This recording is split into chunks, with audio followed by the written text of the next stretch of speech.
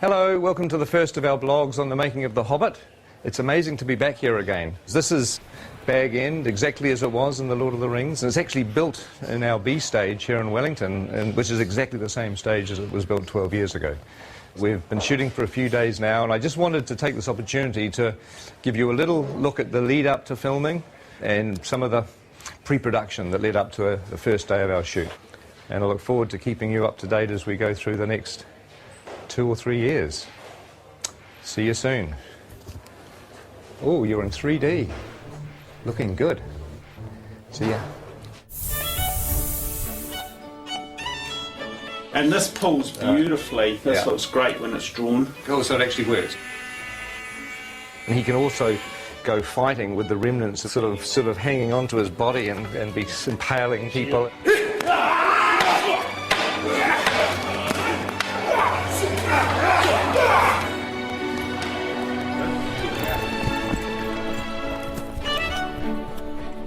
We wanted to create a very non-human shape.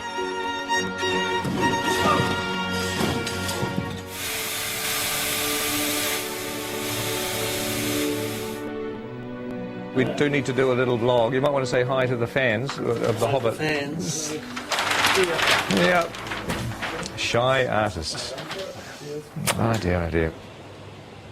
So we're going up to wardrobe, and we're having a look at a couple of dwarf wardrobe and makeup fittings, which is always exciting. Not that we'll show you much in this particular vlog, because we'll save that for the future, but at least you'll get to see a little bit of our wardrobe department. A lot of very busy people working, and a lot of costumes. A lot of interesting textures and detail and leather and embossing, and it's all pretty cool up here. It's like a sort of a big wizard's workshop. Hello. Oh my God, hello. Very good. You can use them like a mace. Oh, yeah. So you can just swing and knocking and then cut the throat and whack it. Glenn was saying there's a nice bit where you just go and take out about 10 orcs. Right, with the, yeah.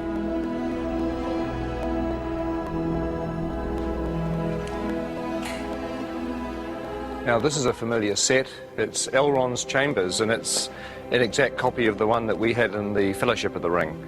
In fact, just over here on the balcony is where the Council of Elrond took place, where the Fellowship was formed and Frodo volunteered to take the ring to Mordor. But also in The Hobbit there's going to be a lot of new bits of Rivendell that we haven't seen before. Some really cool bits of Rivendell actually that will keep as a little surprise for the time being. Now there's an old friend upstairs. Let's just have a quick look. Here we are. I'm sure you'll recognise the statue where Narsil, the broken sword, sits. And of course, in the time of The Hobbit, the sword is going to be here. And it is strange walking around here because it was 10 or 11 years ago, and I'm used to looking at a set like this on film, and now we're walking back into it again. It's almost like you've stepped inside a movie. It's a very weird experience. When we have a dwarf locked off, this is where we're going to be shooting at the very beginning of our shoot. It's the Goblin tunnels below the Misty Mountains. It's a very iconic scene in The Hobbit where Bilbo has an encounter with, well, you know who it's with, don't you, if you read The Hobbit? No need to spoil it for anybody that hasn't.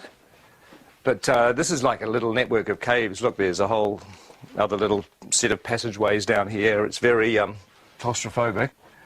But one of the things we've done in order to be able to shoot the shots is to make sure that all the different walls of the cave can be removed so that our big bulky cameras can actually shoot the angles that we need. Oh my God, look at this thing here. That looks like a foot or an arm. Oh, I don't know. That looks rather creepy, doesn't it? Ooh. Okay. So how many chairs do we need? For instance, should we... I I reckon Bomber sits at the end, and then there's a slight grapple, and then when you pop down, it's like and then it's like that's the cue. Yes. Yeah. Okay. Now I know it's sort of safe. I can interact. This is blocking. This is sort of not really rehearsing, but we're kind of the actors are walking through, and we're sort of talking about what to do with the scene, and it's actually fun because it means when we come to shoot this, we've got a plan. It'd be good if you come forward and then you realise there's something on your foot, and perhaps you try to get rid of it first, you know, and then you kind of. This will be fun. This will be more fun when everybody's in makeup and costumes and dying of the heat. Sort of on the corner of the table, we've got Kelly. Awesome. Next to Kelly, Philly, and then Dory, and then Nori. Oh my God! Ori, Dory, Nori, Biffa, Bomba, Biffa, Biffa, Gloin, Oin, Nori, Dory, Nori. This is a nightmare. We'll have Gandalf here and Thorin, so I thought it would be good to give you this whole doorway to play and be kind of... The fire will be blazing as well. You won't be shame. Oh, is it? Oh, I see. Oh, well, my prediction is it's all going to go incredibly well on the day. Don't you agree?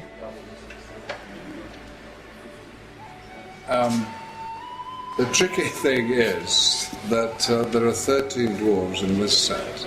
The good news is you're not in a fat suit. No. I am in a nose and false eyebrows, a wig, a moustache and a beard. But you're right, no fat suit. You're way ahead. Yeah, you're a winner. You're a winner every step of the way. And we can stick a fan up your robe just to sort of give you a bit of air conditioning. Promises. Well, that's going to work with a little bit of finessing. That's going to kind of work.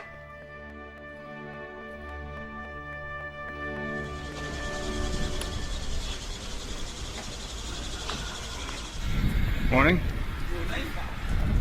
Morning. Morning. How are you? Morning. So I'm officially the first person in the makeup chair on The Hobbit. Officially. That's amazing. That's amazing.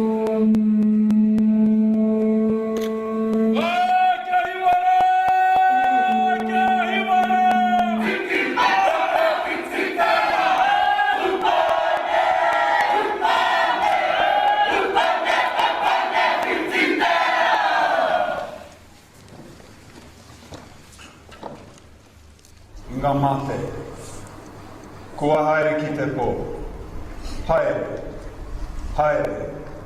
Haere atura. My name's Richard, I'm from London, England.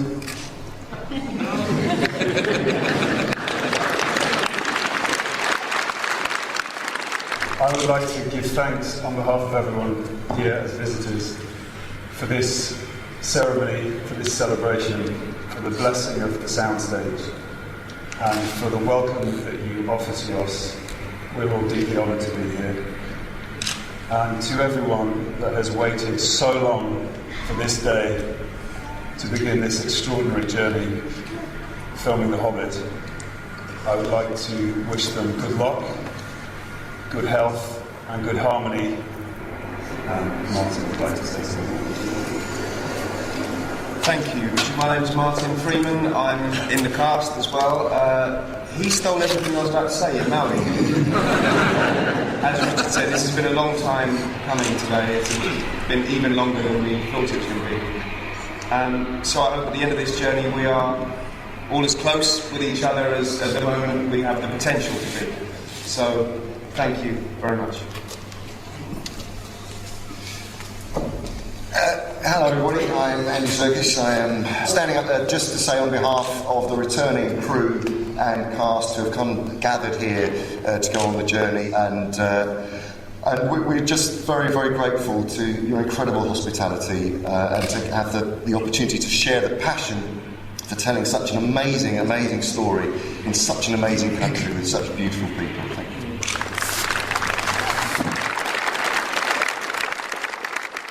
You know, for a long time I thought that going back to the amazing experience of Lord of the Rings wouldn't be a good idea. But really, you know, now I've come completely around, because films are stressful and they're hard to make, but ultimately what makes them fun is the people that you work with. And the fact that, you know, we're going to be working with a lot of the old gang, with a lot of friends, and obviously making some new friends is really the point of being here. So I'm extremely thrilled. If somebody came up to me today and said that we could carry on pre-production for another 6 weeks, I'd say no. Hell no, let's just start shooting.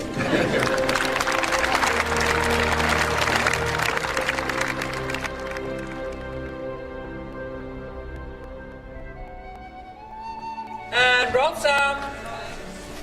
And action.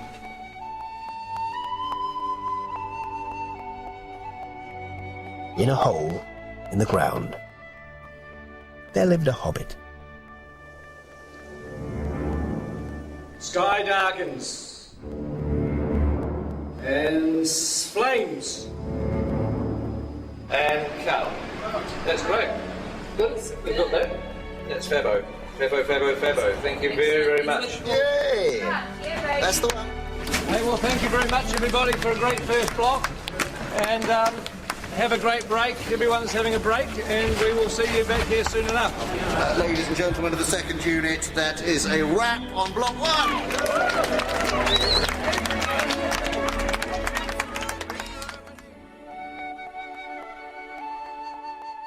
So we're just going to get one more pick-up in Bag End. Hello? Yep, come on. Oh, sorry, hi, Pete. Hey, Andy, come on in. Just wanted to do one more pick-up in here, if that was all right. What's this? Oh, this is the video blog pickup. Yeah. That's right. There you go, end of block 1. But anyway, we just wanted to say hi to everybody because we haven't done one of these video blogs since the beginning of the shoot. God, it feels like a lifetime. Oh. It doesn't, because the first week of shooting we did with Andy as Gollum. Use this precious thing we eat. You weren't a second unit director in those days. You were an actor. You were an old-fashioned. And now I've crossed over to the dark side. So you've now gone to the dark side. I'm wiped. I'm absolutely absolutely wiped. That's all yours. Is it? Oh, right, okay. Just give us a good battle. Yeah. Okay. I don't know how you do it. It's you get tired. I always just tell people I get exhausted at the end of the first couple of days and stay exhausted until it finishes. You know, we have 250 days of shooting on these 2 Hobbit movies, and I think it's a much better way to divide that up into 3 blocks and then have some time to edit what you've done, look at it, hand visual effects shots over to the CGI guys. You can really focus on the script revisions. It's just it's a much smarter way to shoot these big films. Yeah, on something of this scale too. I mean, when we got given our T-shirts, which said 54 days down, 200 to go, I have to admit, I don't know how great it was. Please wear these. It wasn't exactly a morale-lifting moment, was it? Everywhere you turn on the people's backs was 200 days to go. It's like, oh God, I felt tired before lunch, you know. Good news is that it's over. First day back is Monday the 5th of September. So thank you guys. It's been a pleasure having you with us. What are you guys off to during the break? My wife and I, my lovely wife Aileen, we've got a holiday in the South Island of New Zealand planned. And my lovely, gorgeous wife Nicole and I are just going to work on the house. I'm leaving shortly after talking to you for London, which is a long journey, by plane, and once there I immediately go into production of a play I'm going to do by Eduardo De Filippo. I'm going to America, to Pebble Beach, in a week to play some golf. Work on my tan so that I can really freak the makeup people out when I come back.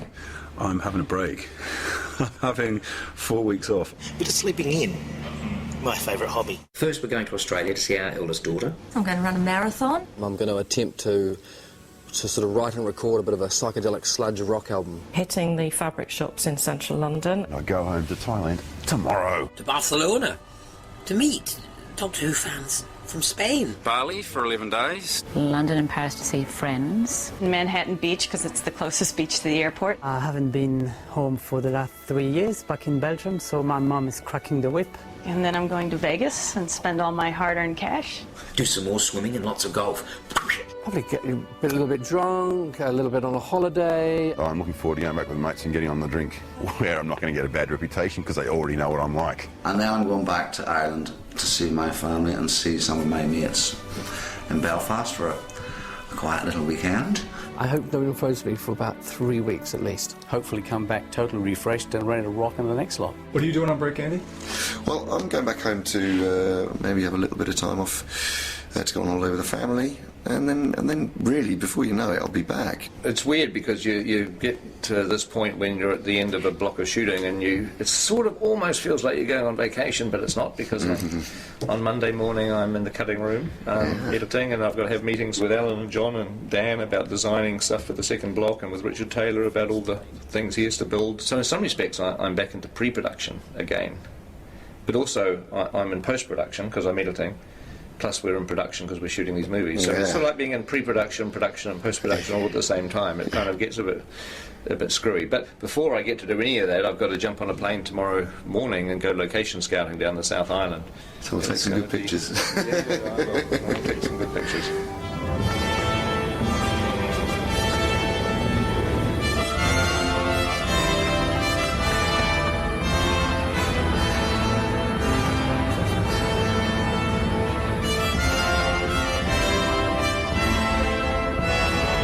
Since we're going to be doing location shooting during our next block of shooting, it's really time to have to nail everything down. Well, on the recce there'll be, it's usually about 17 of us that go. We get around in 5 helicopters usually. It's quite a spectacle when we turn up.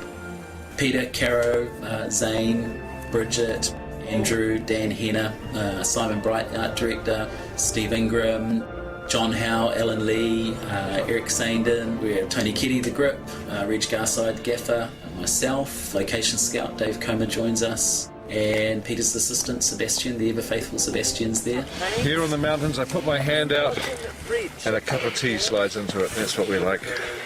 There's even a Starbucks up here in the Southern Alps. Slippery, hard to walk, and juggle a cup of tea at the same time on this sort of... I know, no mean feat.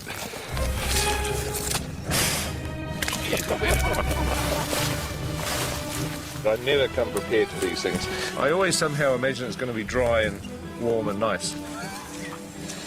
At least it's not raining. We'll be not just scouting, which is essentially searching for locations, we're now returning to the locations that we liked, and we're going to start to talk about the logistics. The old thing, by the time you've helicoptered everybody in and then you've got to helicopter them out before nightfall, you're not actually here early morning or late afternoon. No, right, yeah, during the middle of the day. It's all broad daytime. Yep. Unless you camp out here. Well, yeah. On set, we are allowing approximately half a rugby field for the essential equipment trucks, and then our marquees, crew parking, and also unit-based parking, which is where all our makeup and costume facilities are. If you make a path along the edge of the swamp in this... In essence, we need to create space for 2 rugby fields of equipment. It's weird on locations because you're standing in the middle of a mountain or a valley or some beautiful place, and you're having to figure out, where are we going to put the crew tents? Where are people going to get changed? Where are the portaloos going to go? Because all that stuff has to be where you're not going to want to point the camera. You can have Gandalf and the dwarves running up over this brow here and scurrying, hiding down behind these rocks, and just as they get there you crane up and there's one. The last thing you want to find out in 6 months' time is you're standing on this beautiful mountain and saying, wow, this is exactly the shot I want to do, and you find you've got 20 portaloos right in front of the camera. That's not what you want to do, so you've got to figure all that stuff out. We've got to keep looking. It's sort of sooner rather than later, isn't it? Yep.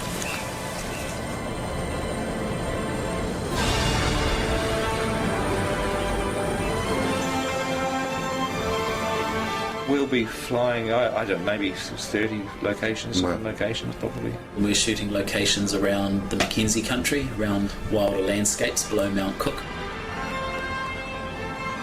And we will also be shooting around Dunedin Way, more beautiful stone, rock, wild country, and that's quite exciting because it's an area of Middle Earth we haven't visited before. That big rock could be part of a house, couldn't it? Yeah. Where we're scouting presently for the edge of Mirkwood and the Anduin grasslands is south of Queenstown. It's pretty incredible. And shooting that? We're still searching and trying to work out how we're going to shoot Lonely Mountain, Misty Mountain Pass. Lonely Mountain should be by itself, but you can look over in that direction there. There's still a few rivers that we're scouting for. I think we're getting pretty close to photographing every decent river in New Zealand now. It would be quite funny to have 13 barrels all in the middle of this thing. Yeah, with the guy shouting, come on, get on with it. Come on, move ahead, get on, go faster. Is it a floater? It's quite heavy.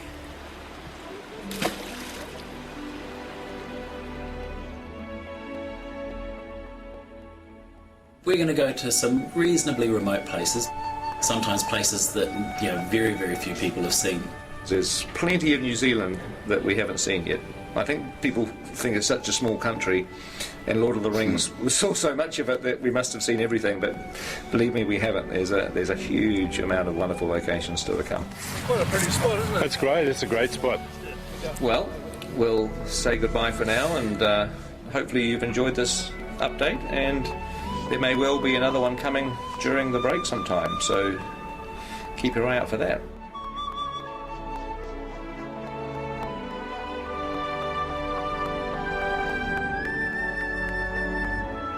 Hello and welcome to our next video blog. I thought it would be good to carry on talking to Andy Serkis about some of the fun and games we had during our first block of shooting. Andy?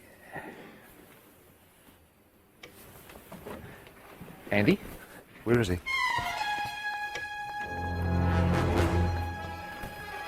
Andy! What is this place? This isn't Wellington. Where am I? Isn't this where James Bond crashed his Aston Martin in 1964?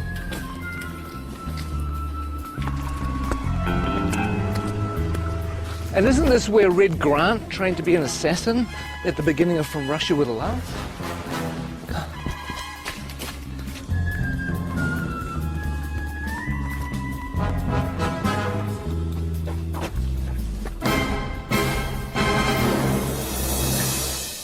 You know what? I think we should just run the blog anyway.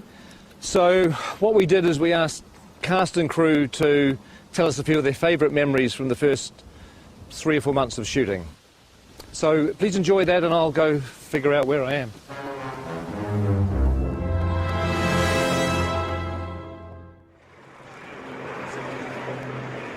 What are the things that stand out for you the most from the first block? I think for me my favourite stuff we've done so far has been Gollum's Cave. Was that precious? The way that Pete did that scene, it felt like I was watching a play. It was sort of like you could just sit back and watch these amazing guys do their thing. Him and Martin together were fantastic. It was really cool. Trying to get back into the head of Gollum. I don't know if I ever told this, but it felt like kind of doing an impersonation of a character that I played. Yes. A long time. It was weird because it was like, having to re-own it again. Yeah, it was pretty cool. It was a nice way of starting. I felt sorry for Martin because he was suddenly thrust into having to find the character of Bilbo and have to deal with you for a whole week, going at him the whole time. It was supposed to have been a bit intimidating. Splashes. It's a Mickey Mouse. Yeah. It's going to be a good movie. Check it out. After 2 years of, oh my God, when are we ever going to shoot this film? We had 13 dwarves and a hobbit. We might have had a wizard as well. And suddenly, it's real. Seeing the sets were like amazing. That was true.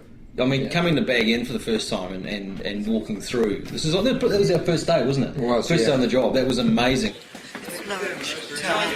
Can you name them? Name the dwarves. Ori Dori Nori, Biffa Bobba, Biffa... Biffa Bobba Biffa, Ori Nori Nori. I can never remember. See, that's the problem. You can't even remember who they are. You have Philly and Killy. There's Thorin, and there's Loin, and there's Oin, and Dwalin and Balin, and there's Biffa, Buffer and Bomber, and then there are the three Dori, Nori and Ori. I think that's it, isn't it? I think so. 13 Dwarves is one of the reasons why I dreaded The Hobbit, and why I really didn't think I was going to make it for such a long time. But the irony is it's turned out to be one of the joys of the film. Oh my God.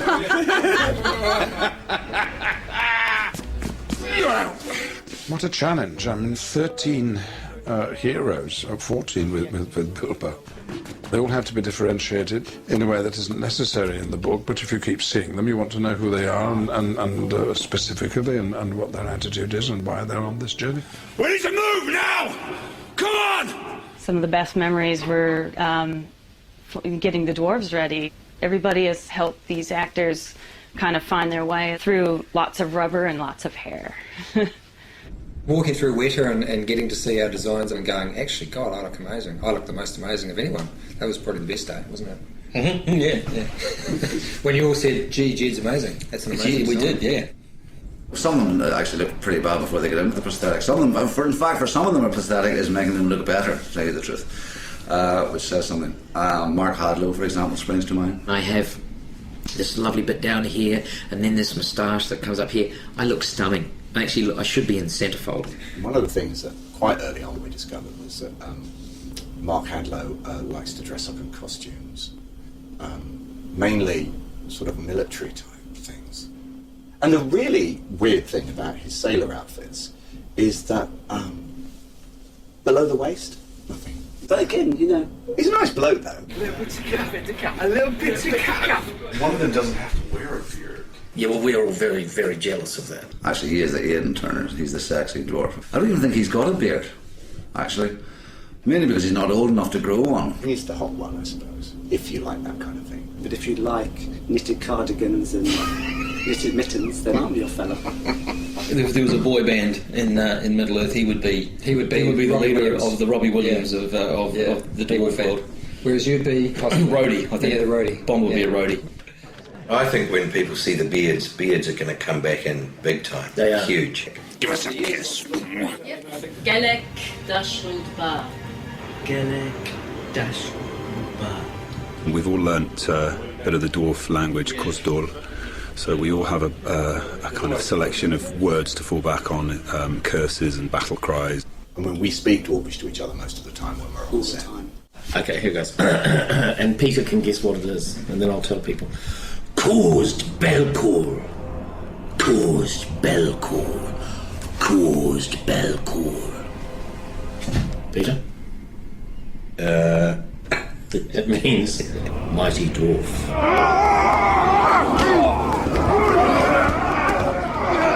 We had Trollshaw. Well, you got to do all the fun stuff in Trollshaw. Yeah, we did. I had to shoot dialogue and things, and he got to do all the good fighting troll stuff. That is the great thing about the dwarves is that even though there's this comic element to some of the characters, not all of them, but some of them, when they fight, they really fight. We started with 3 months of intense training. We did stunt fighting, we did horse riding. We did the gym 4 times a week. We did dwarf movement intensely. They were trying to get us to a point where they could actually kill us and bring us back from the dead, kill us, bring us back from the dead, all the CPR and stuff like that, because that's what it'll be like on set. They did it by breaking us down. Yeah. They did it by essentially reducing us to the absolute amoeba stage and then building us up again as dwarfs. We've come through it as better dwarfs, I feel. I do too. I know that William's discovered his inner dwarf. I have. Well, we all have, actually. It's a frightening thing, but this is the job that had to be done. If I could say key moments in Block 1, arriving in Rivendell and meeting Elrond and dining at his table, it really feels like you're stepping into Middle-earth. There are some who would not deem it wise. What do you mean? You're not the only guardian to stand watch over Middle-earth. I remember it now, but later on. I love working with Hugo and Kate back in Rivendell again. That was fantastic. Hello. Welcome. I still can't quite get over being on set with Ian as Gandalf and then, Kate Blanchett with Galadriel and Hugo with Elrond, and you just feel like you step back into a movie again. It's kind of weird. This is a new one? This is different. Yeah, different one. High points really, I think, was getting Kate Blanchett with a long train. Beautiful Kate, that's beautiful. Yeah, that is. They're all going to want one. Just don't ask me to walk anywhere. One of the things that I like is that we're getting a little bit of the music into the movie too, the songs. Tolkien wrote quite a few songs for The Hobbit. I got to sing a song. You want to hum a few bars for us now? Oh, it's a classic song. It's after sort of Cole Porter, Gershwin, that type of thing. There's an inn, there's a merry old inn beneath an old grey hill. He squeaked and soared and quickened the tune while the landlord shook the man in the moon. It's after 3, he said. I think it'd be great if Dwalin just yelled the whole thing. So the cat they'll swallow the tipsy cat. Is this the Metallica version?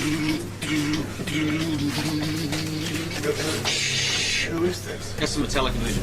Well, I'll be singing at the Oscars is a different matter, but hopefully some people might sing it in the shower.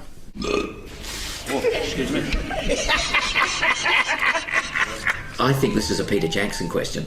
Which dwarf would you like to invite to dinner?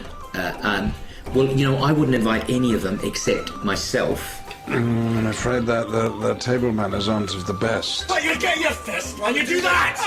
They would not want Biffa over for dinner. He would be like the bottom of the line.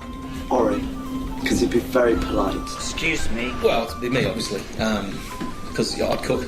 Stephen Hunter does pretty well with the bad table manners. He just eats so much. Have you seen the size of him? I mean, oh good lord.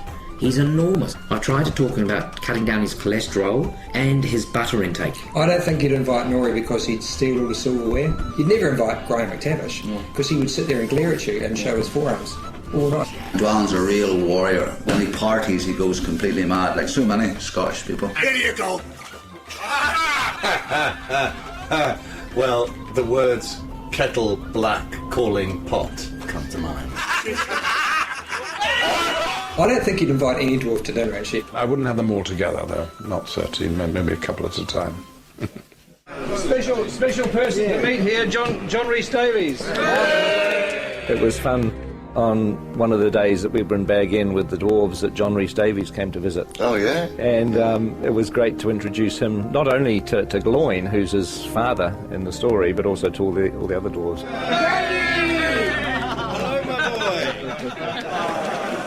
It's just like coming home to family. I predicted what John would say, and he pretty much said it word for word. I could just imagine, you know, him saying, "Oh, you poor bastards." that's pretty much what he went on to say. You poor buggers. When he gets you running up the hill in full armour, you'll enjoy that. But you are going to be spectacular. And you'll be chased by women all around the world. but only if you're in costume and makeup. Okay. All right. We've been here since January the 13th. So what is that, 5 months? And we haven't even scratched the surface. Who are you doubling, Pete? I'm doubling Stanley Kubrick. One of the biggest moments was when we all put our gear on and we all stood together, sort of looking around at each other into the characters' faces. To stand in a circle and look at the guys that were going on the quest, I got a real tingle up my spine. Lovely, thank you, that's terrific. I think we can check the gate on that.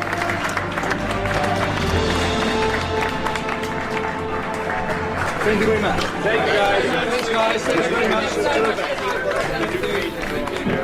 Thank you. Bittersweet moment, but it's time to leave. Hasta la vista. Then driving off. I'm waiting for somebody, sorry. It could have been you. I know.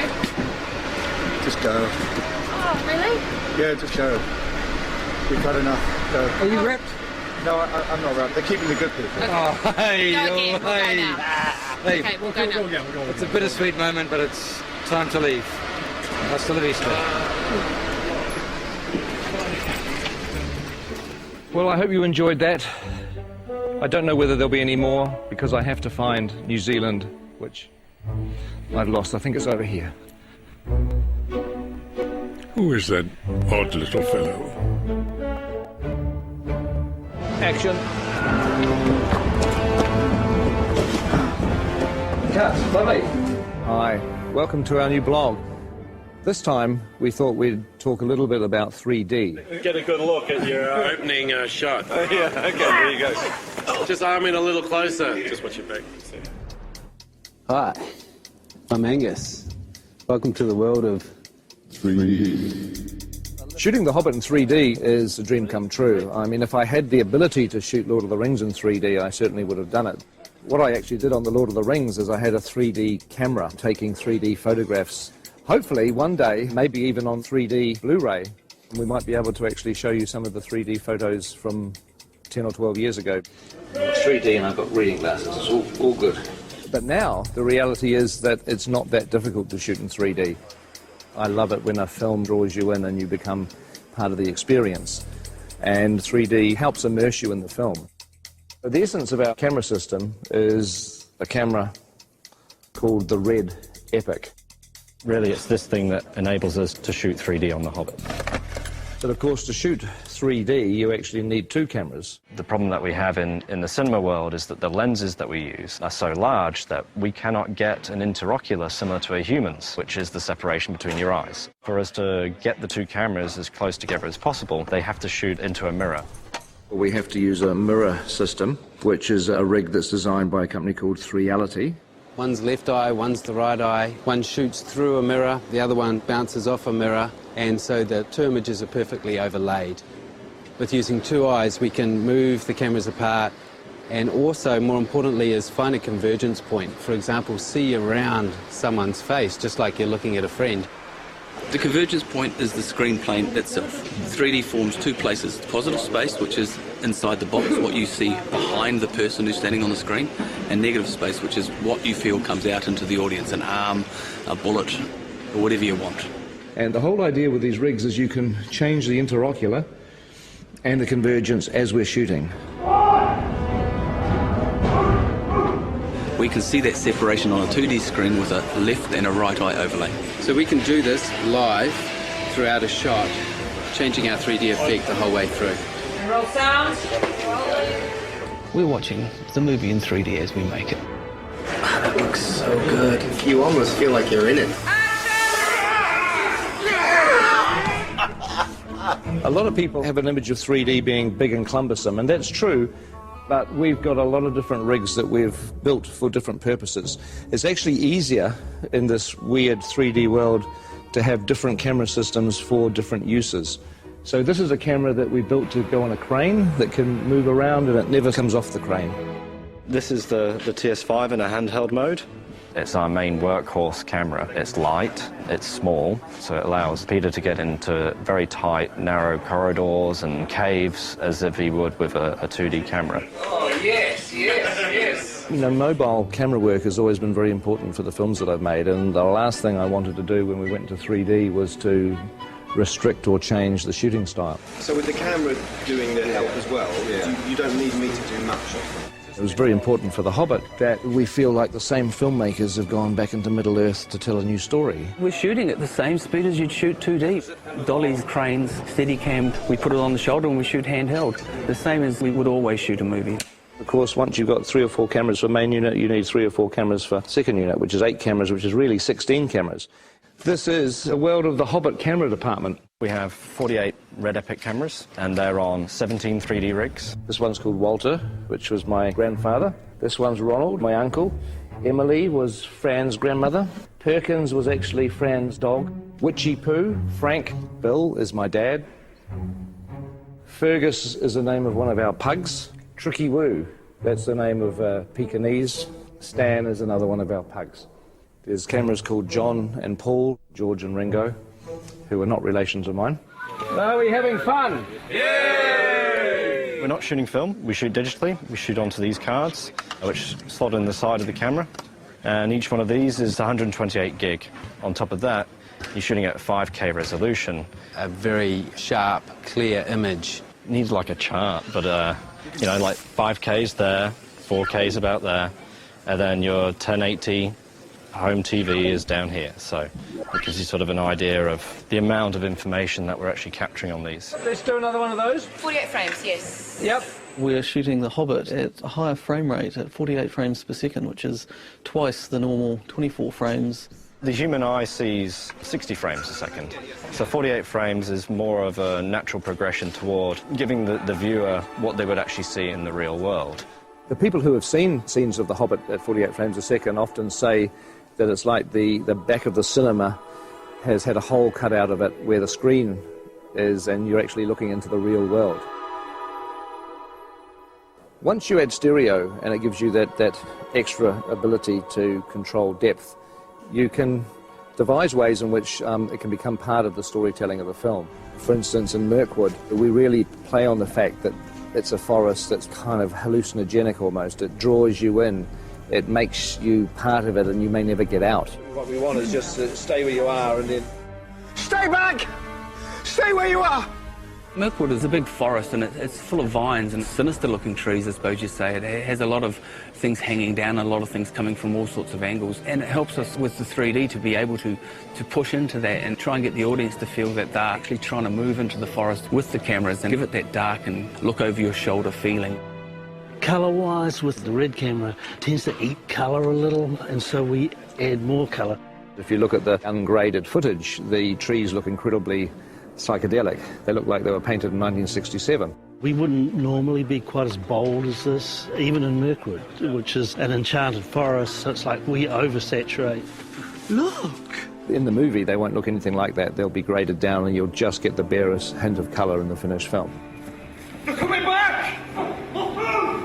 3D 48 frames is pretty unforgiving, and we have to change our whole way to go about coloring these things, because what we found out in early tests that if there wasn't enough red in these pieces, they would punch up yellow and react differently than normal skin with blood running through it. So here's an example. This is Graham McTavish as Dwalin, and we've had to add a lot of red tones to his makeup. So if you notice, if you stick your hand up next to your face, how incredibly pale this man is right now. I've barely seen daylight for the last 6 months, that's fine. Yes. So we have to add the blood in the piece to make him look like a normal flesh tone. It looks freaky now, but on film it's going to read beautifully. Fingers crossed. With the 3D HD stuff, it is amazing how when people's hair moves around on the wigs, it has to actually be the real thing. It has to be real hair. And you find, because the number of frames a second you're using and so on and so forth, if you've got real hair moving around, it just looks real. I've never worked on a film that's 48 frames per second and uses the cameras that we're using. It's challenging to look for fabrics that work. I know full well that a fabric that we bought ages ago for a dressing gown for Bilbo would probably make people feel sick if they saw it on camera. It's got spots on it with a little spot inside it, and it would just be like someone throwing stones at your face, I think. So I've avoided that fabric like the plague. It's in very poor taste! Others are just a joy to behold, and the camera picks it up and the audience could see every last detail. So in that sense, it's really exciting.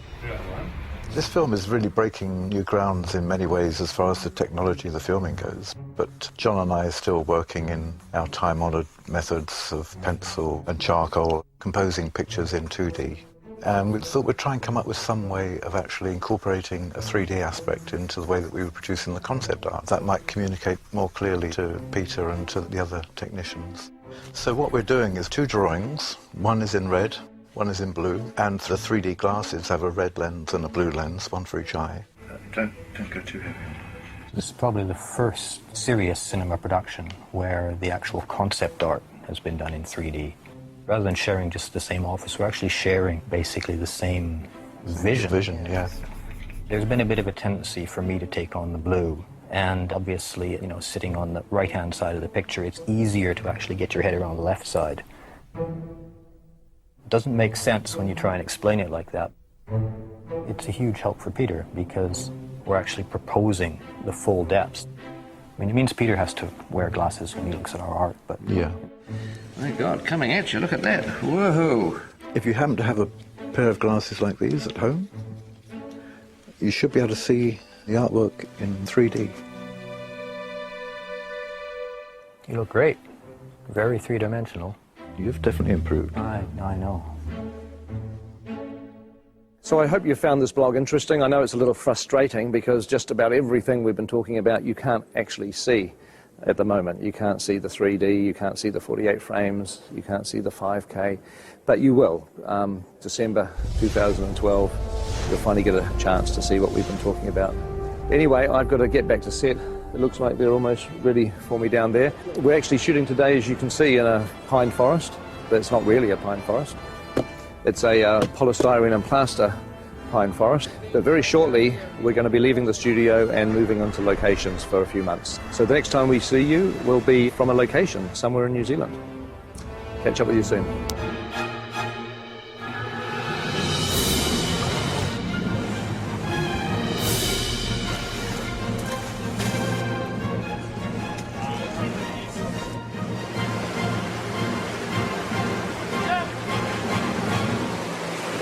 Hobson boats, eh? Everybody thinks they're a sailor. So welcome to our new blog, which is about the logistics of location shooting. We've been travelling pretty much the length and breadth of New Zealand shooting locations for The Hobbit. It's been great to get outside. It's been great to get that texture of Middle-earth into the movie. After many, many weeks of shooting in the studio, we've established our characters, we've established our story, and it was finally time to get on the road and establish the landscapes of Middle-earth.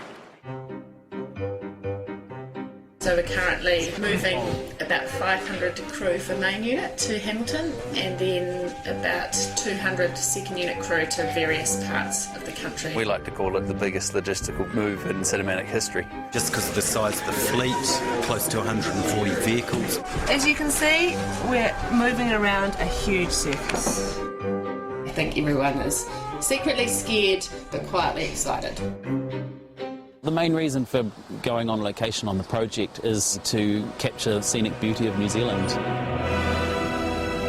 Peter's often said one of the things that won the fans over so much in the Lord of the Rings series was the unbelievable vistas and scenics because they were so magnificent. People are really excited about getting outside and taking this on the road. These are our changes for main unit crew, so this is how big we actually are. We're probably over 500. Everybody has to be in the right vehicle at the right time, they have to travel to the right place, they have to have rooms to be able to sleep in.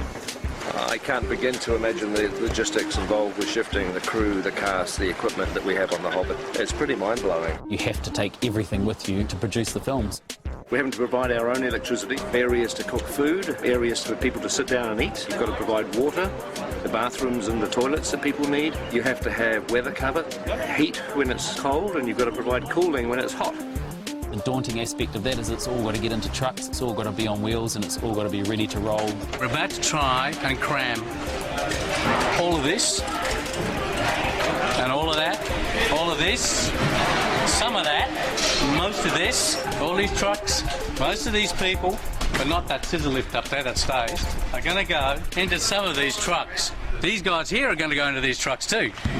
Nice one.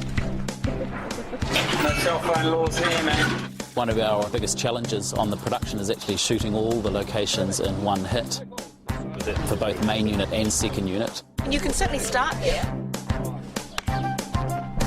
We're away for about 7.5 weeks if the weather holds up, so we're basically praying that every spot we go to in the country is sunny and beautiful. First location is Matata, up in Old Hobbiton, so returning back to the first spot from Lord of the Rings, which is pretty exciting. Fantastic job, and we're out of here at 4 o'clock in the morning. And as you can see, we're totally under control.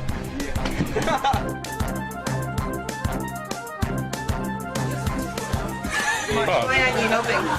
I've got to carry this. We're going to some of the remotest locations of New Zealand, and if there's one thing grips can't live without, that's the latte, soy. That's right. We're getting ready to go away, and so far we haven't packed anything, and tomorrow is our last day. We're 30 odd Hobbits doing a big scene against green screen for Hobbiton. This is my Louis Hobbit, my Sonny Hobbit. So we need the largest team on, because we've also got to try and pack. And then they're going to say, where did you pack it, because I'll need it? Where's that wig? Did you put it away? No, we've got to put it on his head now. And we'll all be here till midnight trying to load up the buses because they leave at 4 o'clock in the morning.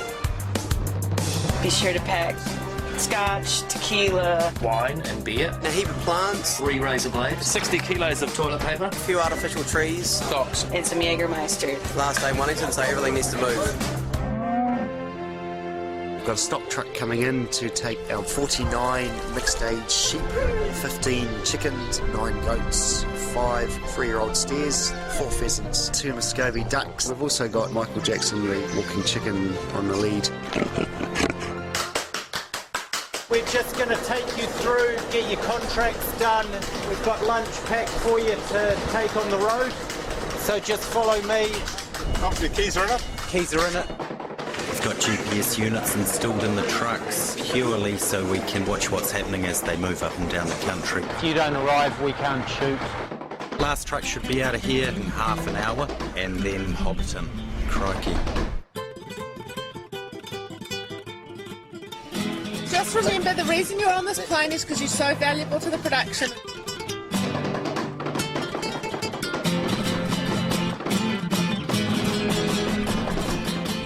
Our main unit had over 100 units on wheels that were travelling to the first location. That was quite a feat in itself, just having that amount of drivers on the road.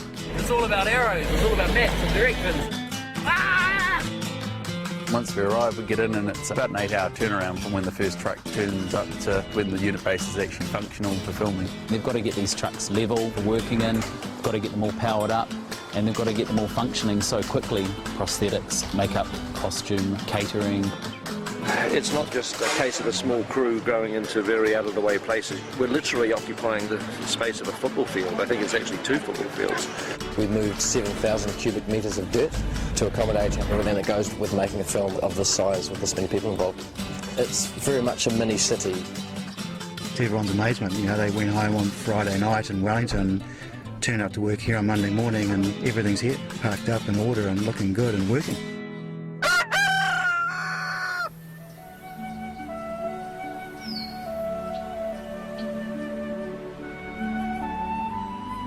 It's okay. Rough day at the office today, Mom. So after 110 days in the studio, we finally make it out into the sunshine. But I'll tell you what, Hobbiton is looking fantastic. The art department and the greens department have been working on it for nearly 2 years. The grasses have grown, the flowers are out, the plastic ones have even bloomed. It's weird when you come back to a place that you literally thought you would never see again. This is a great spot. To be standing there with Elijah dressed up as Frodo, it was the nearest thing I think I'm ever going to come to a time machine. This is actually the first time I'm stepping foot down into Hobbiton. I'll never forget that feeling of coming to Hobbiton for the first time. So much time spent in this universe, you know, with these characters, and I keep referencing the fact that I turned 19 when I came to Hobbiton for the first time. 11 years ago. I'm 30 now. I don't know, there's so many feelings of nostalgia and history. We'd been searching pretty much the whole country for this rolling green countryside. We were up here scouting around and found this place called Buckland Road. And sure enough, when we flew over it, we found the round tree, the hill, the lake. It was all meant to be. Of course, then it was a matter of talking to the owners of the land, getting their permission to shoot here and build here. It was a Saturday afternoon during a major New Zealand rugby game that he came and knocked on my father's door. And he said they wanted to make a movie, and my father actually said, Lord of the what? I think I kicked him under the table quietly, but that's how it all started. This time around, they built it for real. So before, all of these Hobbit holes were built using polystyrene. When the filming was finished, they tore it all down. Even though it's been available for tours and, you know, for people to look at it, we didn't have any of the Hobbit holes here.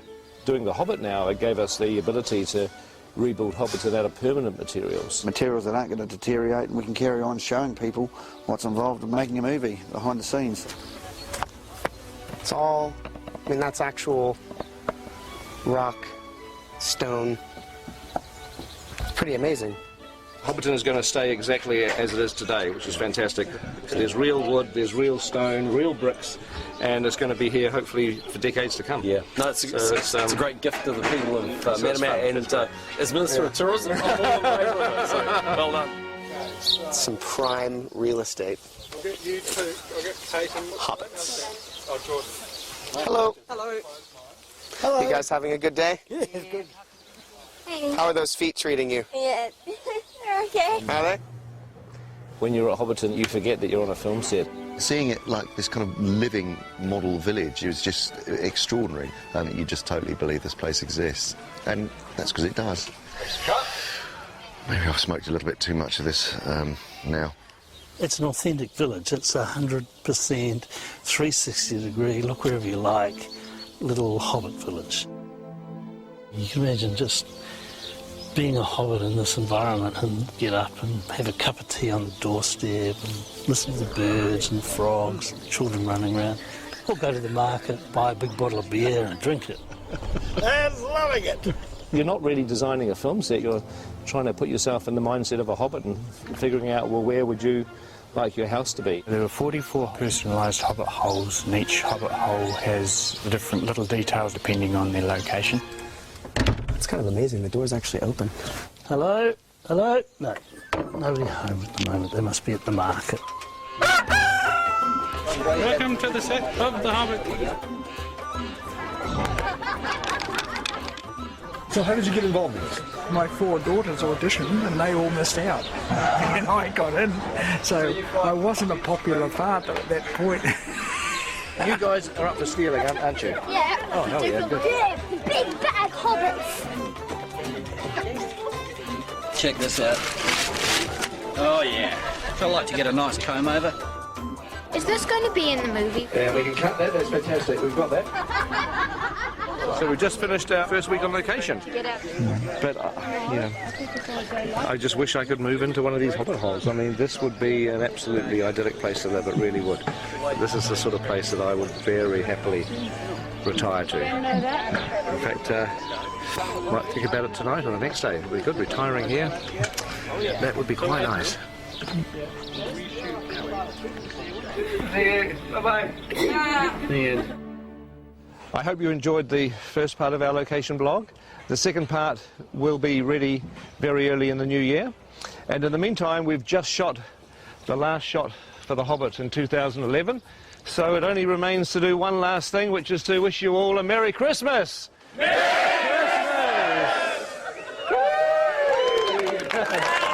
Champagne! Very good. Welcome to the first blog of 2012. We're shooting part 2 of The Hobbit today. I'm here in Lake Town, but I can't show you anything. I can't show you the amazing set that's over there and the incredible thing that's over there because you're not allowed to see that till 2013. But what we can show you are the continuation of our location adventures. So if you remember from our last exciting episode, we were in Hobbiton. So let's pick it up from where we left off and travel around the rest of New Zealand. So we've just finished our first week on location. So it's goodbye to Hobbiton and hello to our next spot.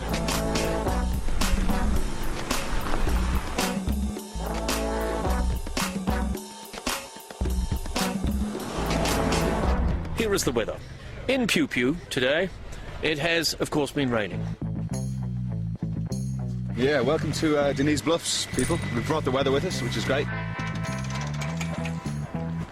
We don't have the umbrellas in the movie, by the way, just in case you're wondering. No, obviously the colours clash. What's kind of weird is you're on the sets in the studio and they look so real, but you come out on location, this almost looks fake because you think this can't exist. It's just weird. It's not real, it's a trick. It's a trick. It's a trick, It's innit? mind games. Double moves. It's a very nice environment. Some nice stuff up in there. Just going to be a bit lumpy getting stuff around and building stuff on rocks and bits and pieces, but be nice.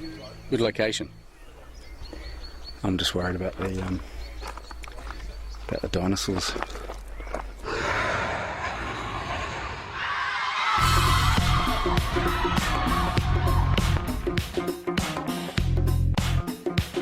So here we are at the Turoa ski field on the flanks of Mount Ruapehu.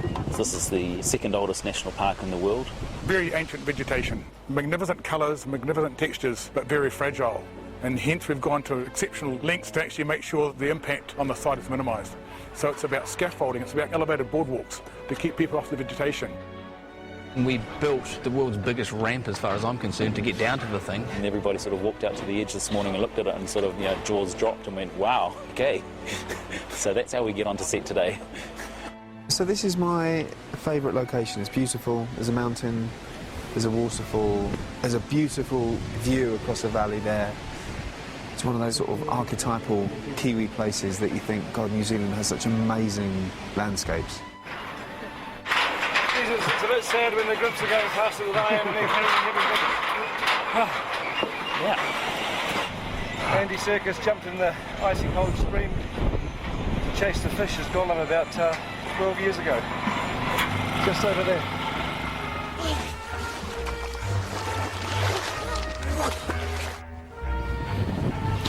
So, welcome to first day on location with second unit. I've spent quite a lot of the last few weeks in a chopper because a lot of our stuff was aerial coverage.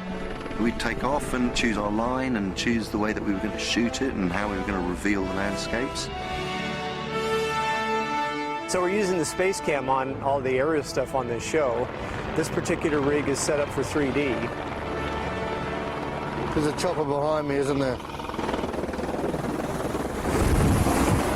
The bonuses of being on second unit is that we do a lot of locations that are too tricky or time consuming for main unit to go to, so a lot of our locations were helicopter only access, so we got very, very good at loading in and out of choppers.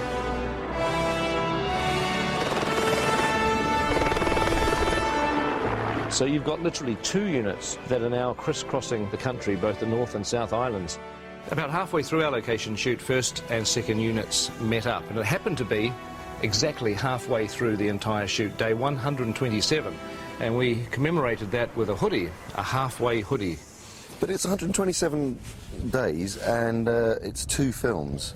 Now, well, I've got a 133-day Lord of the Rings jumper, which was for 3 films. Yes. So 133 days for 3 films and 127 days for 2 films. Yes, easily explained. How? Well, we're all 10 years older, so we're going a little slower. That's true. One of the challenges was showing PJ what we'd been up to. So every day I would then do a kind of an edit of the takes that we'd done and put them together and make some selects, and then that would be sent off to Pete. We are a long way from most of the infrastructure that we know and love, so we've had to rely on satellite technology to do all of our connectivity. These are the 3 dishes that we're setting up today to provide internet for the crew. We're providing wireless and internet. We've also got a separate setup that's up at the director's tent that's beaming in footage from second unit that basically takes the feed that's coming in from the cameras, compresses it, sends it over the internet all the way through down to Peter's tent. So far we've probably used about 6 kilometres of cable on the job. I'm not sure where it's all gone, but we keep on ordering more of it.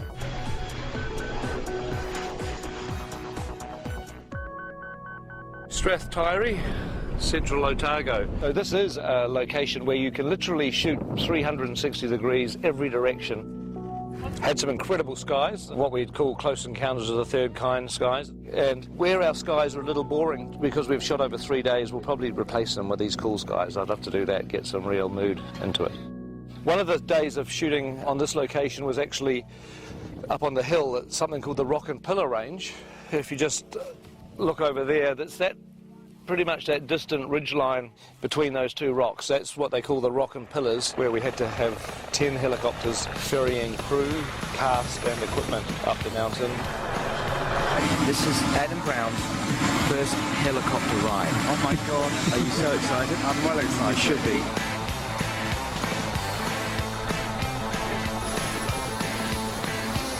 Yes. In! Oh, he's in! He's in! No!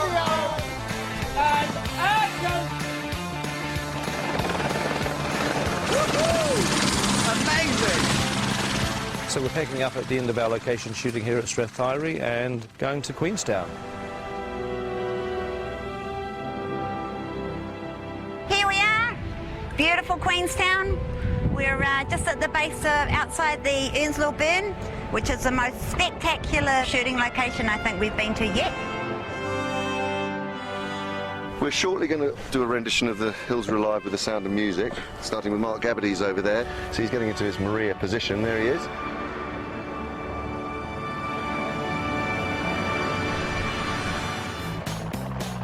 It's snow. Their feet was a bad choice.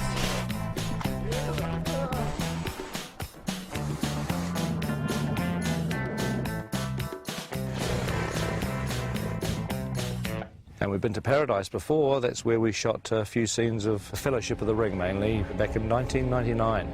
Lothlorien Forest, Boromir's death. The great thing about this job, you get to see beautiful, beautiful places like this. So you don't have to feel sorry for our actors that are leaving home for 7.5 weeks. We're very, very well looked after. The catering on this movie has been sensational. The numbers we were doing on location were between 300 and 400 until we got to Twizel. Then we were doing 570, 580 because we had quite a few extras there as well. We cook 100 at least kilos of meat every day. One of the guys worked out that we'd been through a ton of oranges already. It's Formal Friday today, so we're dressed in suit. It's one of the only ways to be able to, for the crew to know what day of the week it is. Every morning we crank out about 200, 300 coffees.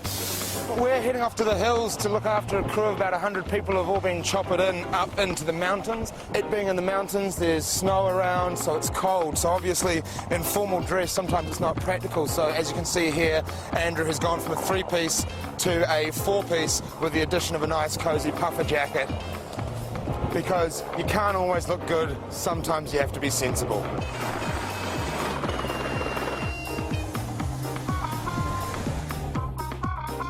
Sometimes you take for granted the scenery of the country where you live, so to come out on the road is really amazing. Good morning. Thank you. I can't believe how nice it is. We're the luckiest short people in the world. We're among the luckiest people. I think it comes into people, not even height restricted. New Zealand looking at its spectacular best, and a lot of very happy actors cavorting around in front of it.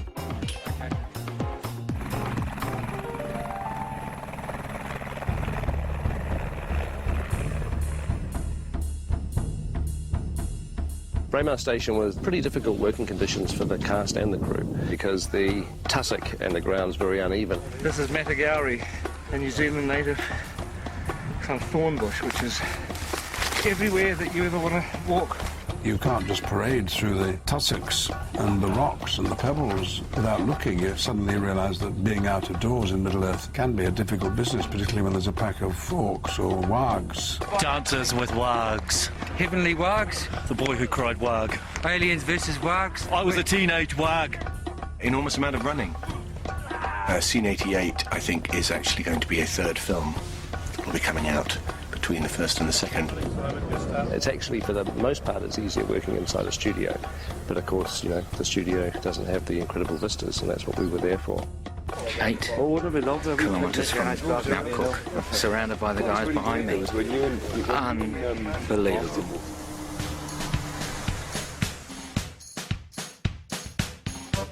This is the Pelorus Bridge over the Pelorus River where we are shooting today.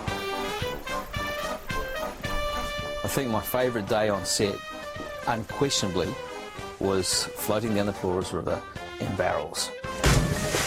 Finally going to put our dwarves in barrels. It actually looks like fun. I'd do it myself if I wasn't busy doing other things. Oh my God! Today we're swinging over the river. We've got some dwarves coming down in barrels. Keep going, everybody. That's good. Yeah! That was way cool, and if they ever make that a ride at any of the Warner Brothers movie worlds, lifetime pass, please. While we were at Pelorus, our location shooting came to a pretty dramatic end because the police arrived and said they were about to issue a severe weather warning. Okay, we need to shoot, please. It's raining. We need to get going. B-marker. And I've never seen a crew pack up their gear so quickly. The very next day, everywhere where we were standing, where our equipment was, our cameras, our actors, the director was under floodwater. It was incredibly dramatic. The rise in the river level was like 20, 30 feet. And that's location. Yes. Done. So that's the end of our location shooting, and we are about to go into our last 100 days, what we're calling Block 3. And look forward to talking to you again very, very soon. Hi, so welcome to our new blog. We've taken you away with us on location, but we thought that today you might enjoy having a little look into our studio, Stone Street. The public obviously unallowed in here while we're shooting. Morning. But we thought it would be great to give you all a private little tour around the world of the Hobbit here at Stone Street in Miramar, New Zealand. Used to be an old paint factory. We got hold of it just before we started Lord of the Rings. We built one sound studio for Lord of the Rings. We built another one on King Kong, and we built a couple more here for The Hobbit. And it's actually a great place to make movies right now. Hi, this is Block 4, the production office. Come on in. This is the office, and our boss, Bridget York. I almost have a plan for Howard Shore. I'm working very hard on this folder here. Have you got some filing skills? It's top secret. Okay, good. I'm learning how to open it and close it. Emma processing contracts in the mother freighter of 3'7". Kate Mulligan will find you whatever crazy thing you need. And this is Rach. She coordinates and distributes all our script revisions. Hi there, I've just got some urgent script revisions to go out to all cast immediately. So I'm just going to hand these ones over to Mike. He's going to take them over to Jimmy Nesbitt for us.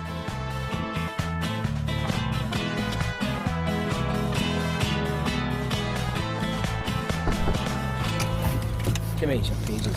Yeah. Don't look at me directly in the eyes. Oh, hello. Thorin, Bard, Gandalf. Nothing for me. Come in and see the world that we inhabit here for the last 25 years. Decorated the trailer with things that remind me of home. Villages and the seaside in Northern Ireland where I'm from. My horse, Riverside Theatre. That was Martin, and he plays one of the characters in it. And there's the main character, me, Beaufort.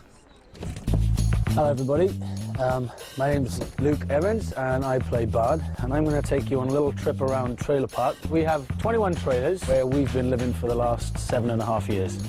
This is Aiden. Oh, look at Kitty. He's my neighbour. Who the hell are these guys? I don't know, they're just trying to show them around.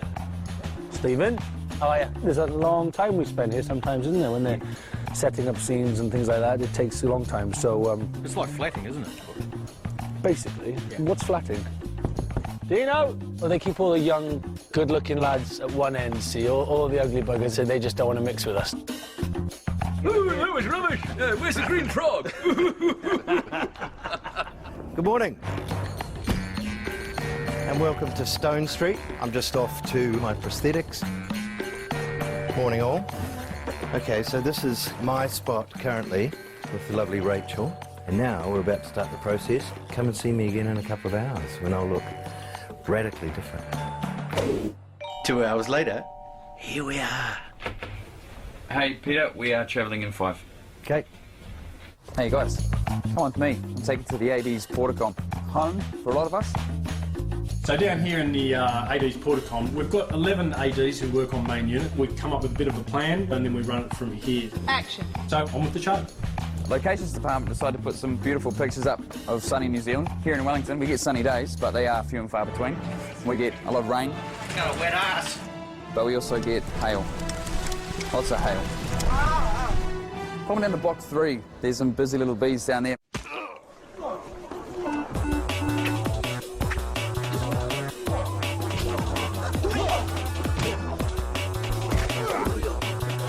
Hey guys, how you doing? Welcome to the Hobbit Stunt Department.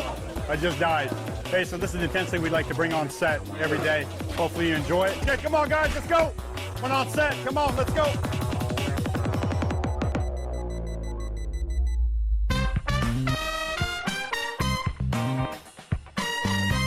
Hi, welcome to the hair and makeup department. Here we are on day 5,953 of shooting, and we're now actually trying to repair the wigs that have been doing the barrel sequence for the past 3 days. As you can see, this wig's lovely natural blonde colour, whereas the other wigs that we've now got here, which have been bleached, and so now I have to try and turn these wigs back into this wig. So that's my job for the rest of the day, to get all the wigs ready for Monday.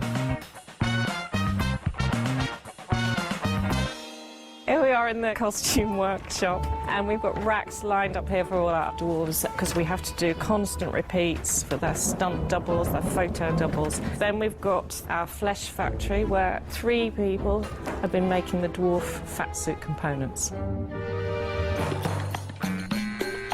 Yeah. So this is A stage. This is the stage that we built in time for Lord of the Rings. It was our biggest stage then, so we did things like Elrond's chamber at Rivendell, where the Council of Elrond took place.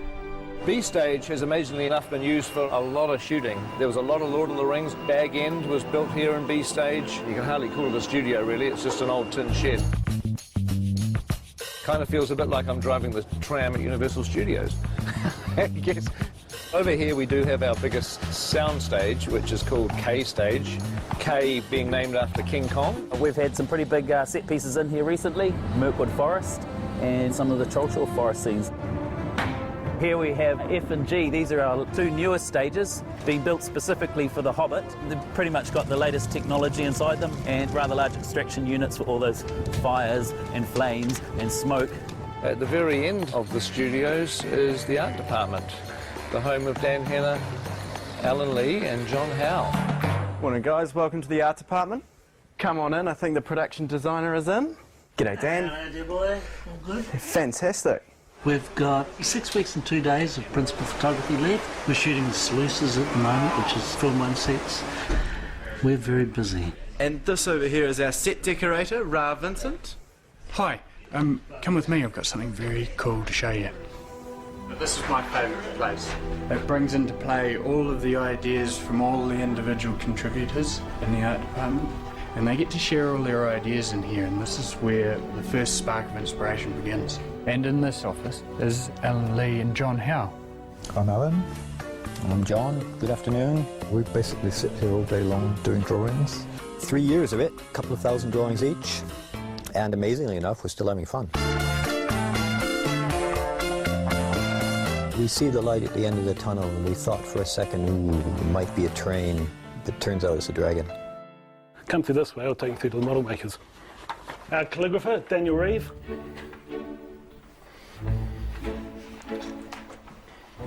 And this way, to the model makers. So we have many models we have to make.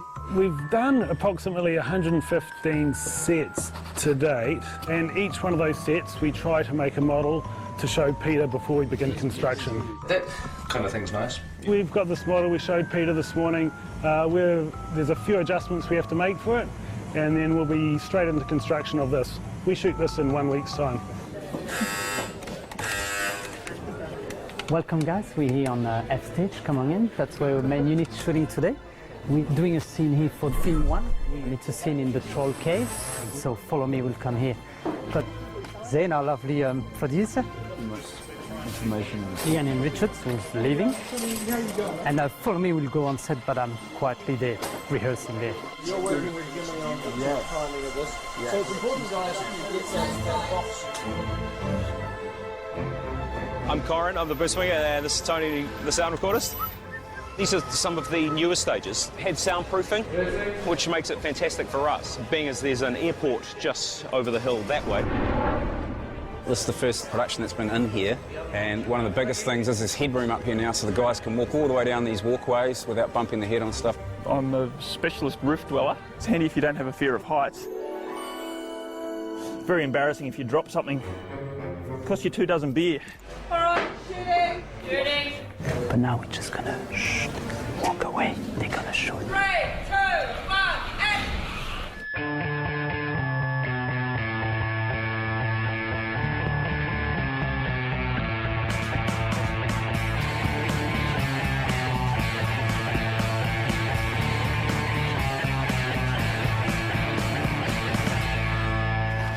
Hi, my name's Dion. I'm head of technology on the Hobbit. Just going to show you through my office and my space, known as the Tin Shed.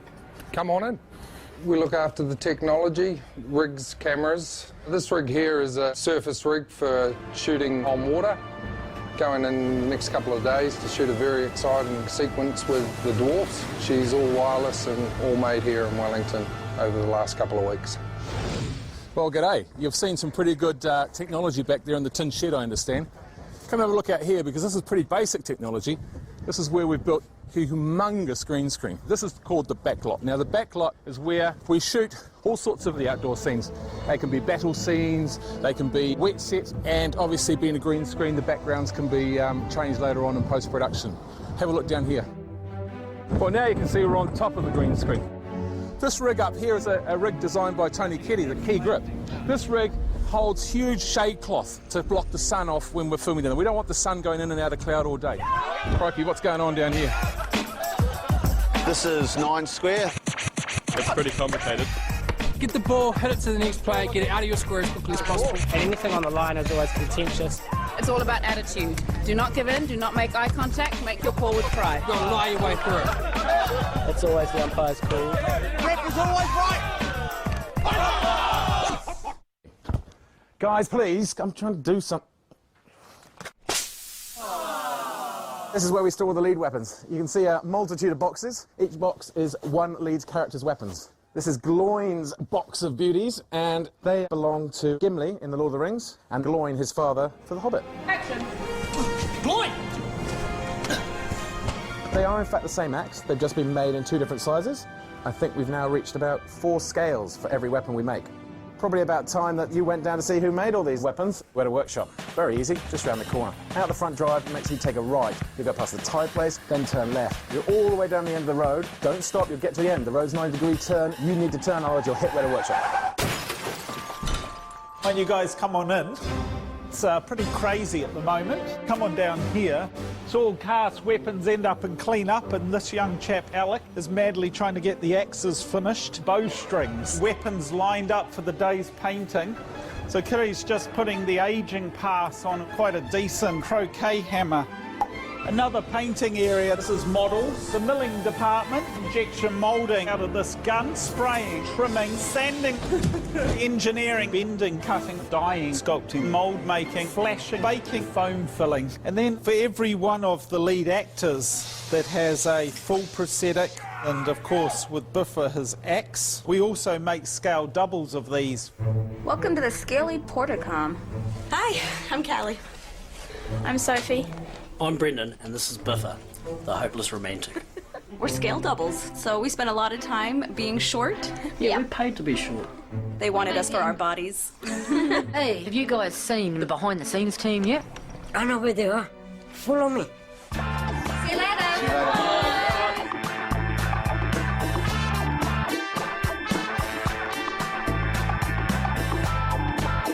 A long time ago, actually. Before that, it was...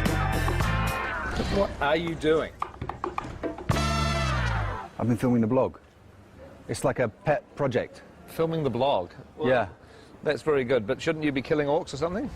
Shouldn't you be directing a movie? Yeah. Right, so here we are at the end of the blog. Hope you've enjoyed this tour around our little world down here in Miramar, New Zealand. I hope you particularly enjoyed the camera work. I thought it was terrific. Wonderful. In fact, I think we should take that wig off and get you behind the camera. I'll take over the role, don't worry.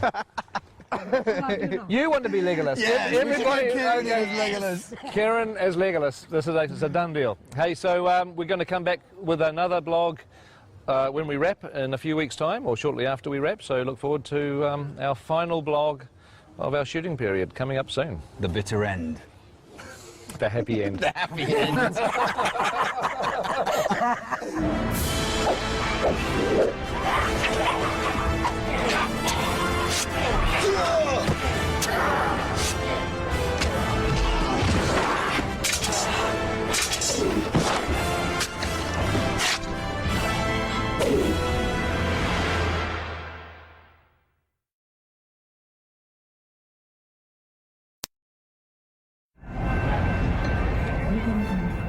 So, welcome to our latest blog. We're driving to Comic-Con with butterflies in my stomach, presenting footage for the first time. It was always a slightly intimidating and scary thing. Plus, I've got to face a day of interviews. But another 10 hours and it'll all be behind us.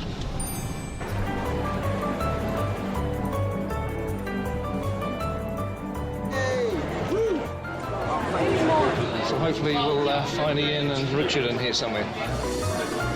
The Hobbit certainly is more funny. One interview down.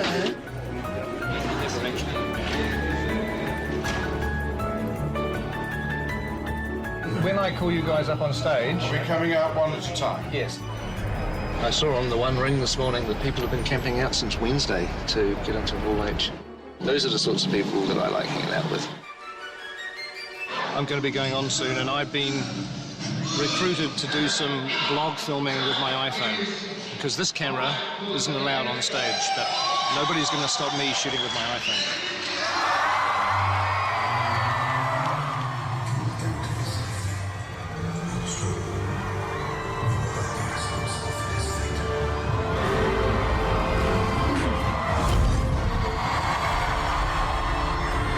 Ladies and gentlemen, please welcome to the stage.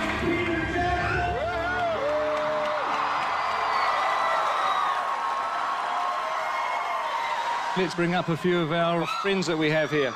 Philippa Boyens, Andy Serkis, Richard Armitage, Martin Freeman, Sir Ian McKellen. We also have a surprise guest, Elijah Wood. I love you guys. I came all the way from Brazil just because of you. Thank you.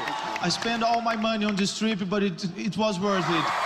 These are the people that we're making the film for, and I'm really happy that it was received in such a great way. I'd just like you to do something for all the people that couldn't be here. Could you just say hi from Comic-Con? 1, 2, 3. Fantastic. No need for a take two. That was bloody good.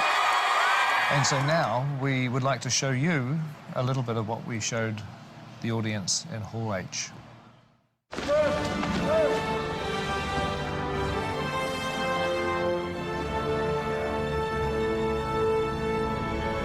That's great. Good. Welcome to the last 5 days of our shoot. It's a bittersweet kind of moment. It feels like I'm still at the foot of the mountain. It's a little difficult to do a wrap-out on our last bit of shooting because so much of what we've been doing recently has been filmed too, which is obviously secret.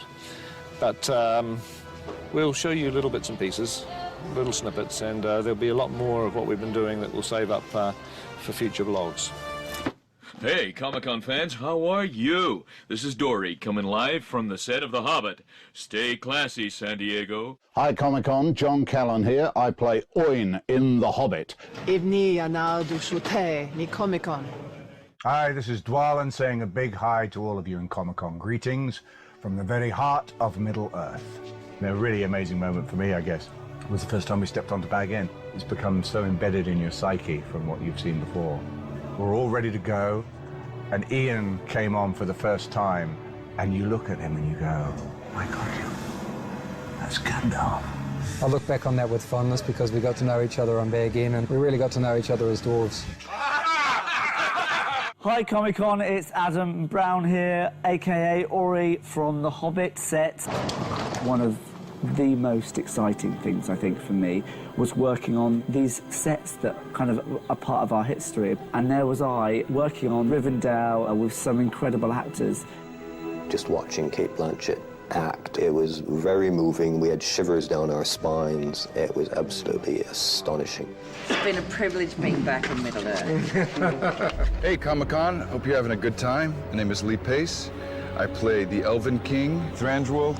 Some of the work that I really loved was with Terry Notary, who designs movement for the different races. And the way the elves move is very different than the way the dwarves move, obviously. It was really fun to get into that character and really move in a way that is not human. Yeah. Sylvester McCoy, who played Radagast, is the loveliest man. I need people. I think that Sylvester's going to be one of the delights of these movies. The real McCoy. I remember going out to Trentham and wandering through the 100 metres of forest that they'd built and seeing Roscabel, which is Radagast's house. Radagast's character was a lovely, spirited wizard, and his house really reflected his character beautifully. Dale was beautiful. It really was like being in another country. It was very Moroccan, Turkish, sort of Italian. Yeah. Dale was one of the larger sets. It rivals some of the biggest sets we've ever built, which would have been Minas Tirith and Helm's Deep, I guess, in the old days. The city of Dale was such a huge set. You're able to just wander around as if you were in some abandoned city you've always wanted to visit. The most fun I've had on set would probably be the Goblins. Goblin Town, the sets just seem to be really sharp and really angular and lots of flames and lots of bones. We were introduced to the Great Goblin. Well, Barry Humphries is something of an iconic legend in this part of the world, and I've seen 2 or 3 of his Dame Edna stage shows, and Barry and the Goblin King just seem to be a natural fit. Have you seen the pile of intestines? Oh, no, but I'll go and check them out. I don't know if anyone's home, but we'll soon see. I found Bayon's house absolutely mesmerizing. It's one of my favorite parts of the book, and the creation, the carving that they did inside that beautiful barn, and everything was so oversized. I want to write the theme tune, sing the theme tune. We built it to the scale of the dwarves, so it was huge. And it made all of us feel small. You used to be able to stand on that set and look at the crew setting up the camera, and they looked like tiny little people. It was kind of incredible. Morning, everyone. Happy last day. Morning. What we're doing for this shot is we're going to get Orlando up on here. Somebody stuck something to my back. What is it? Second unit, I think we're a bit of the rock and roll unit, and, you know, we have a bit of fun.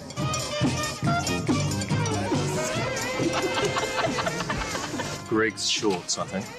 Have to be the Yeah. Just loop it, bro. Just loop it. No problem. I'm disturbed. It's like an 8-year-old schoolboy. What do you mean it's like an 8-year-old schoolboy?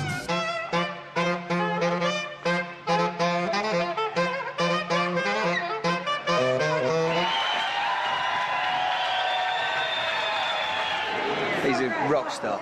He has got energy to burn, and that infectious enthusiasm and his absolute dedication made a huge difference to the second unit. And crank it up. And in 3, 2, 1, action! And cut! That is a wrap for the second unit.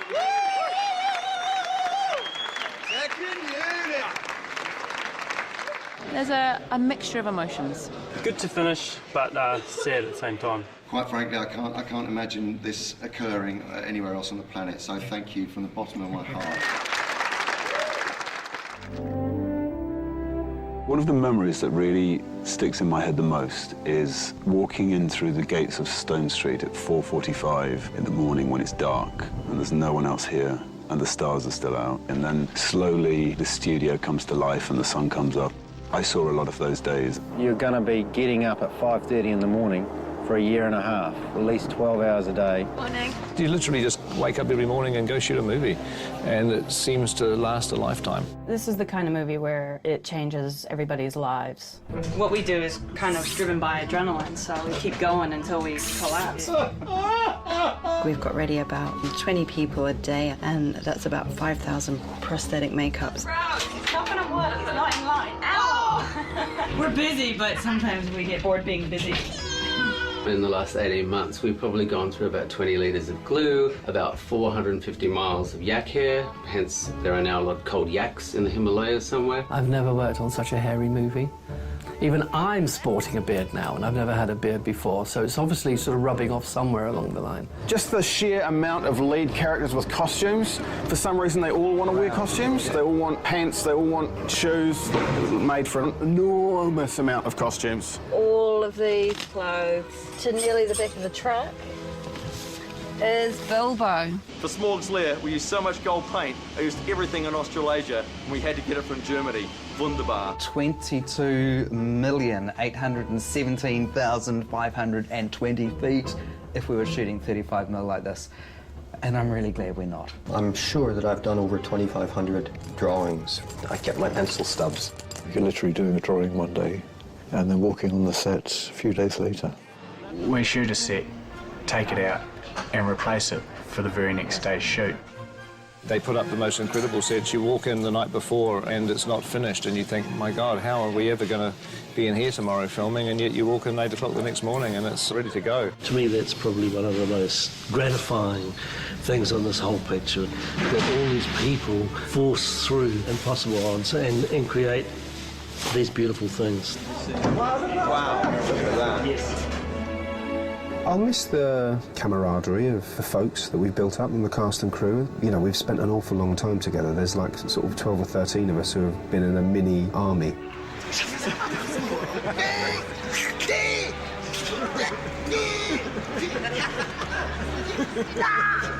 Well, I mean, they're all people I would love to work with again. Fantastic cast.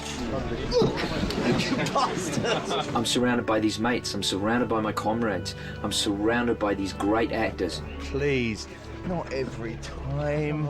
Get off. I mean, you get so close that you're able to freely abuse them on a daily basis, and they don't seem to mind. And that's the poster. But a very high quality of human beings involved. Pretty soon we won't be all together as a gang.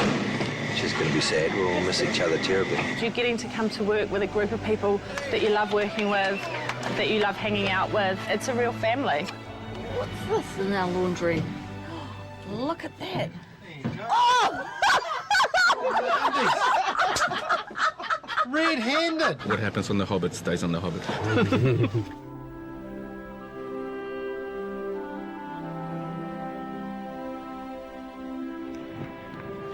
Finishing up in Lakewood today, eh?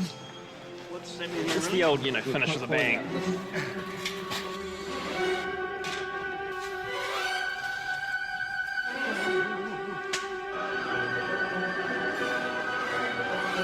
Look out!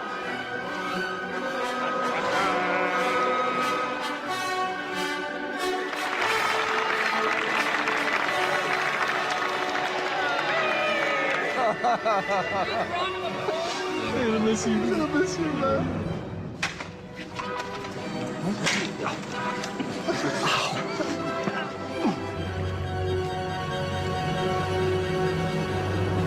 Okay, and action.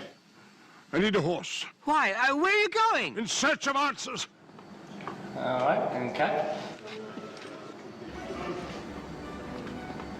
Well, unless anybody has anything else they want to shoot, I think we should pull that a day. Thank you.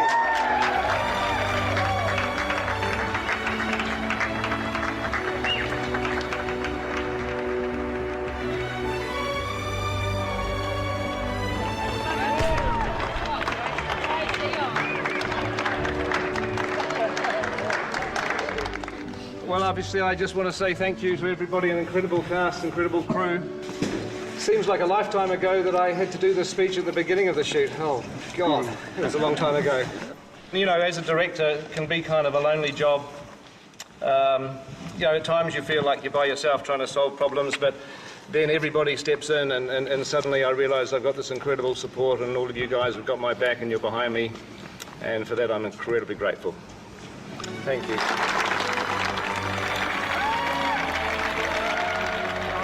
There's bubbles right next door.